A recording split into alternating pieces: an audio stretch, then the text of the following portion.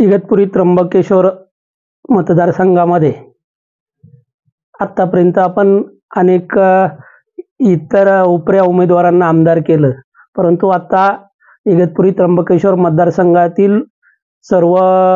मतदारांची ही भावना आहे की इगतपुरी तालुक्यातील असेल किंवा त्र्यंबकेश्वर तालुक्यातील असेल, स्थानिक भूमिपुत्र हा स्थानिक भूमिपुत्राला या ठिकाणी उमेदवारी मिळावी आणि त्या अनुषंगाने लक्ष्मण जाधव उर्फ लक्की हा इगतपुरी तालुक्यातील इंदोरे या गावचा मूळ रहिवासी आहे. त्याला इगतपुरी त्र्यंबकेश्वर मतदारसंघातून जर उमेदवारी मिळाली तर निश्चितपणे एका